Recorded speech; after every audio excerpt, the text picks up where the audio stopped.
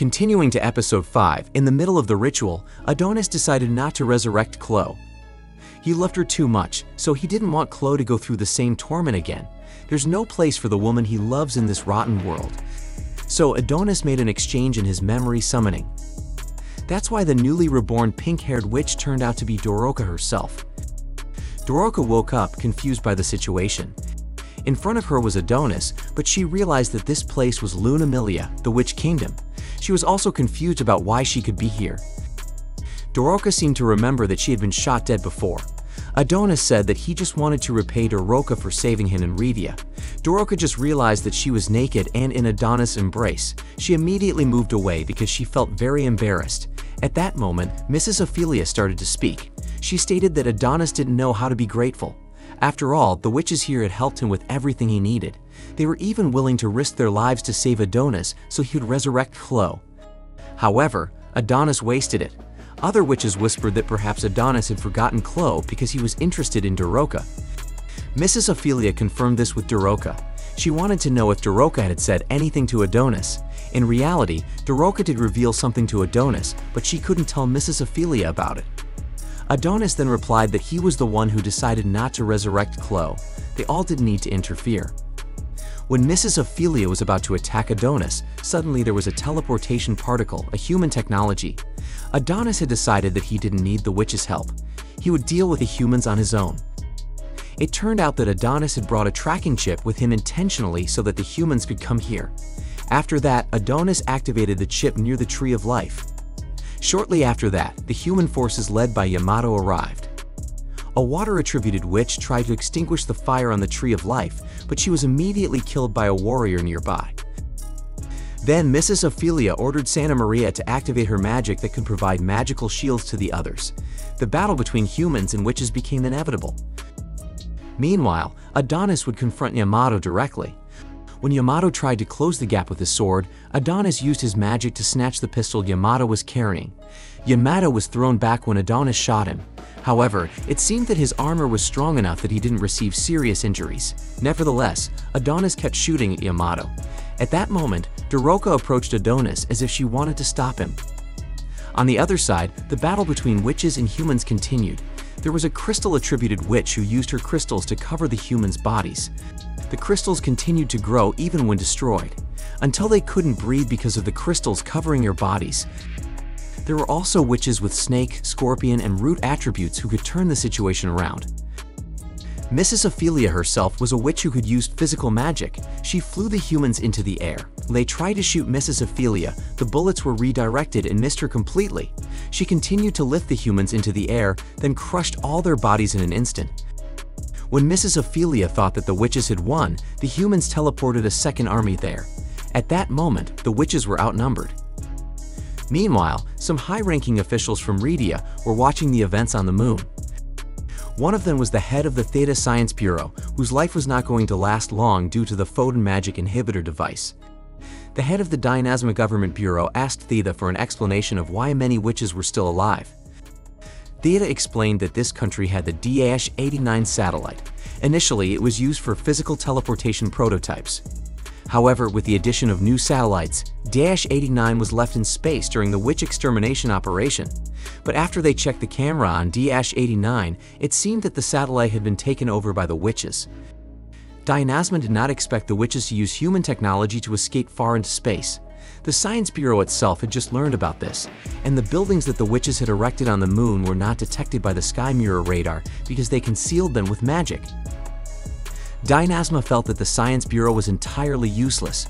They were one of the country's 4 elite bureaus. Besides, the Science Bureau always received a large budget every year. Dynasma was certainly annoyed if they didn't contribute at all. The government had already announced to the people that the extermination of witches had been completed 10 years ago. This problem would not be resolved by executing Theta, the head of the Science Bureau. Suddenly, the head of the Intelligence Bureau, Shirusagi, began to get bored with Dynasma's rant. Since the beginning, Shirusagi had been lying down and sitting rudely in this meeting. Before Yamato teleported to the moon, he visited his younger sister who was being treated in a tank. Theta offered to help save Yuki. Theta stated that Yuki would be safe in the hands of the Science Bureau. Yuki had always been with him. When Yamato joined the Security Bureau, Yuki joined as well.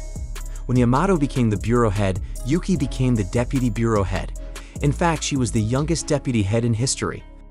Although she was not naturally suited for a government position. That's why Yamato held a grudge against Adonis for causing all of this. Returning to his current battle with Adonis, Yamato forced the output of his wrist armor to 500%. Meanwhile, Adonis continued to use his tactics, shooting with his pistol. However, Yamato moved very quickly and managed to punch Adonis. Doroka, who was worried, approached Adonis. She should have been more cautious because Yamato could potentially kill her. At that moment, Yamato seemed to be preparing his finishing move. He had been daydreaming about living peacefully somewhere with his younger sister. After that, Yamato drew his sword from its sheath, which was brimming with energy.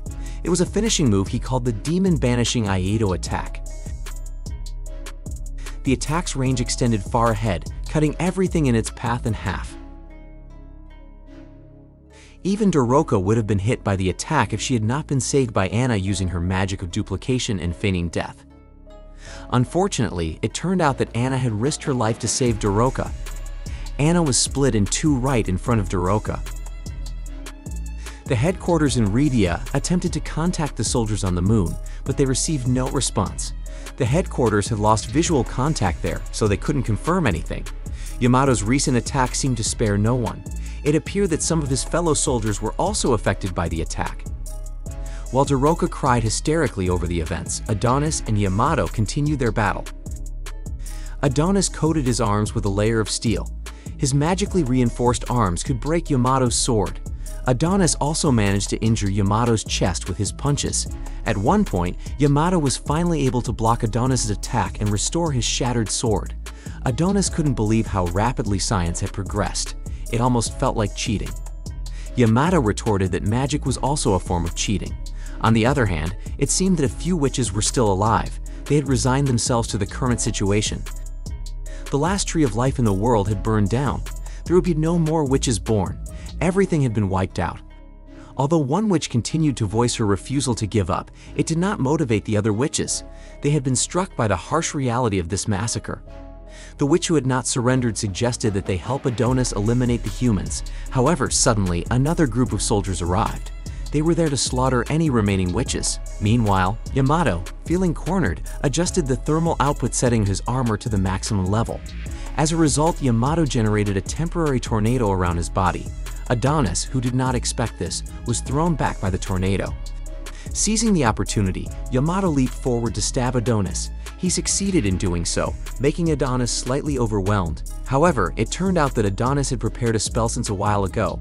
Without Yamato's awareness, a giant sword suddenly appeared, cutting off his entire left arm. He immediately requested his armor to perform hemostatic procedures to restore his left arm. Somehow, Adonis smiled when he saw Yamato. He felt that they were similar because they both shared a desire for revenge. They even had the same facial expressions.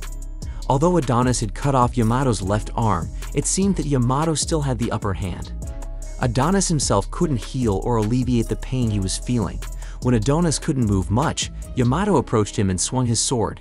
He wouldn't let the dangerous Adonis stay alive. Yamato would make him die along with the other witches.